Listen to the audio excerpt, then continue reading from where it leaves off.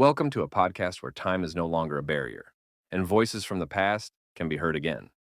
Today, my guest is a man whose name the entire world knows, the King of Pop, Michael Jackson. Michael, thank you for being here.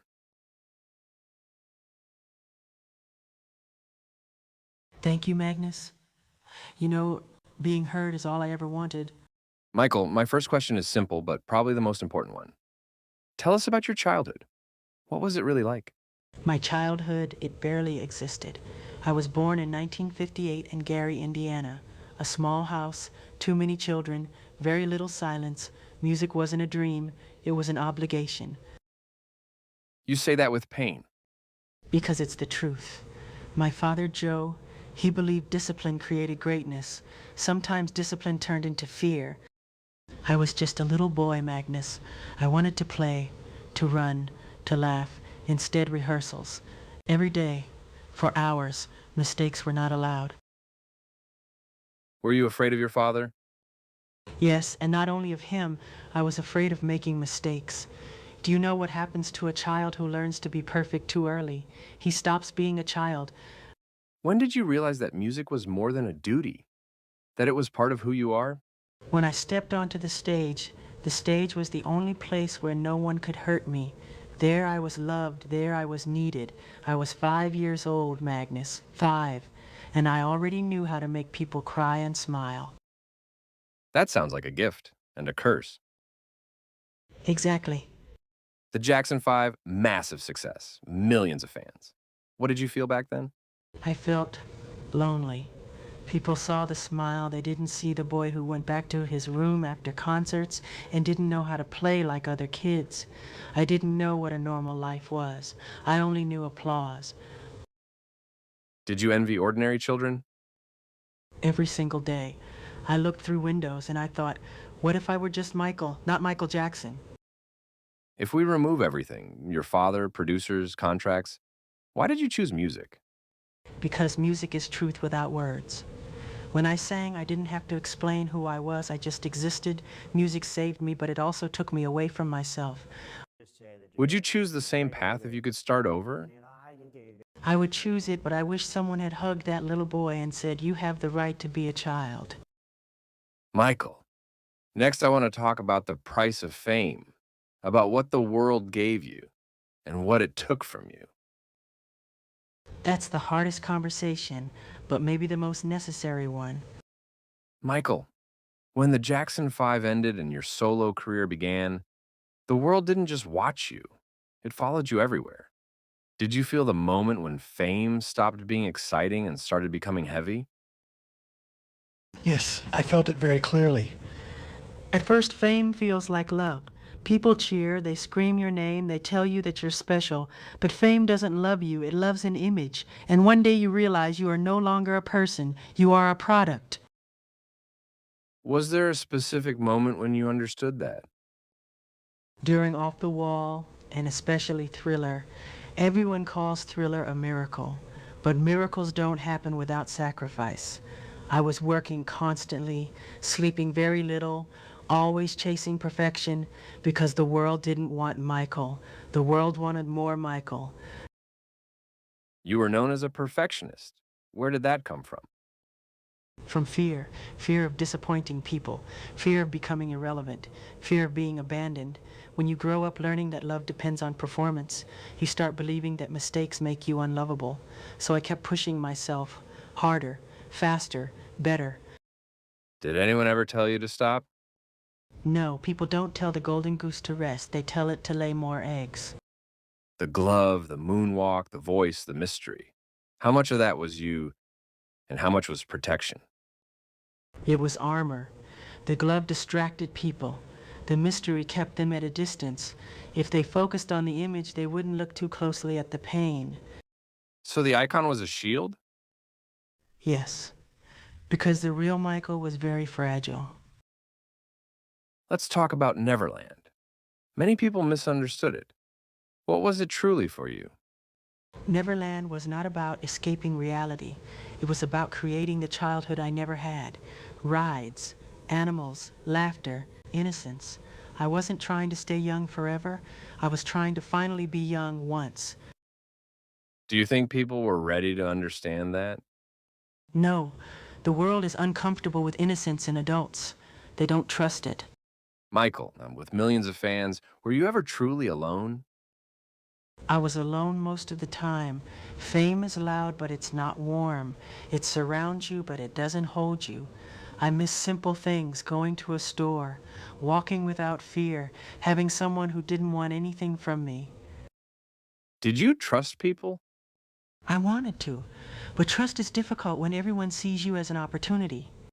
In the next part, I want to talk about the darkest chapter, the accusations, the media, and how it changed your soul.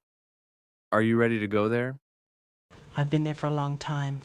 If this helps someone understand, then yes. Michael, there was a moment when the world's love suddenly turned into suspicion. When did you realize that your life was about to change forever?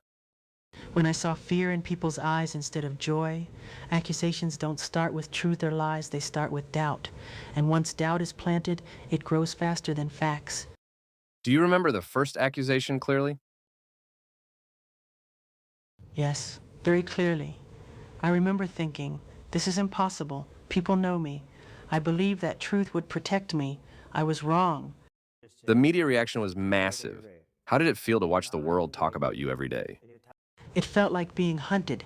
Headlines don't ask questions, they give answers people want to believe. I stopped being a human being. I became a story, and stories don't feel pain. Did you read what they wrote about you? At first, yes. Then I realized every article was a knife, so I stopped reading.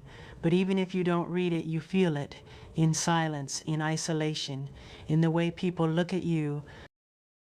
The courtroom, facing the justice system. What was the hardest part? Seeing how easily people believed I was capable of evil.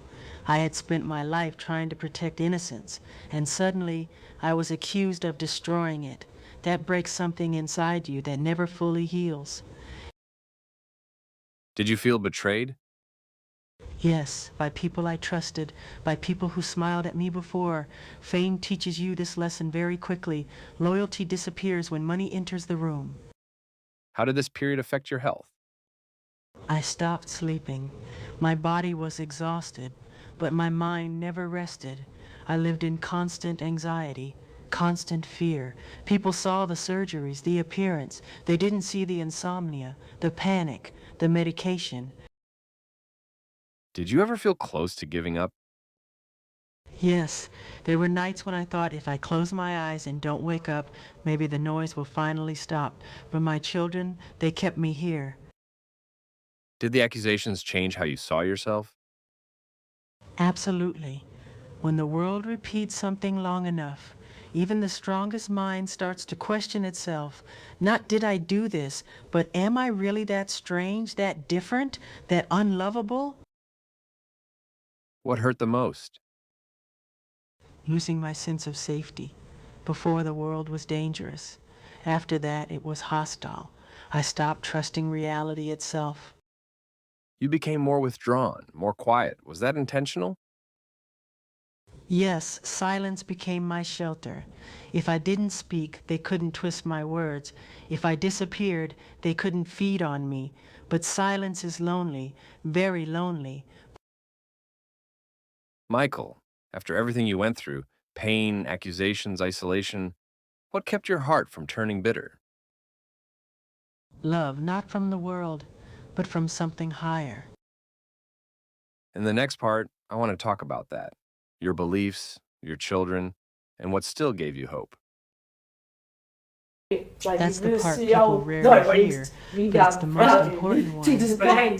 Michael, after everything, the fame, the pain, the accusations, what kept you from becoming bitter? Love, they're not the kind that comes from applause, but the kind that exists quietly.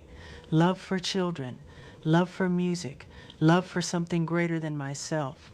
If I had lost that, I wouldn't be here talking to you now. Your children became the center of your life. How did fatherhood change you? They saved me.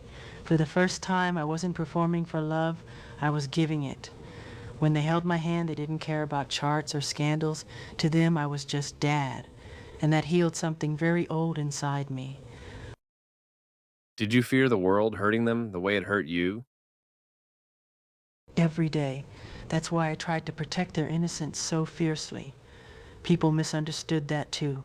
But when you've seen how cruel the world can be, you try to build walls of love. You often spoke about God, about something higher. What role did faith play in your life? Faith was my anchor. When the world said I was worthless, faith reminded me I was still human. I believed that God saw the truth even when people refused to, and that belief kept me breathing. You cared deeply about the world, poverty, children, nature. Did you believe music could truly change things? Yes, I still do. Music opens hearts before minds have time to close them. If people listened, really listened, the world would be gentler. I never wanted to be worshipped. I wanted people to care. Do you think the world ever truly understood you? No, but maybe that's okay. Sometimes your role isn't to be understood, it's to plant seeds, and maybe understanding comes later, after silence, after distance. Michael, if this were your last chance to speak to the world, not as an icon, not as a headline, but simply as a human being, what would you say? I would say this. Please be kinder. You never know what someone is carrying inside. I was not perfect. I was sensitive. I was different. But I loved deeply. I felt deeply. And I tried in my own way to make the world brighter. Don't destroy what you don't understand. Don't turn pain into entertainment. And don't forget the child inside you. That child is the truth. Michael, thank you for your honesty, for your vulnerability, for your voice. Thank you, Magnus, for listening.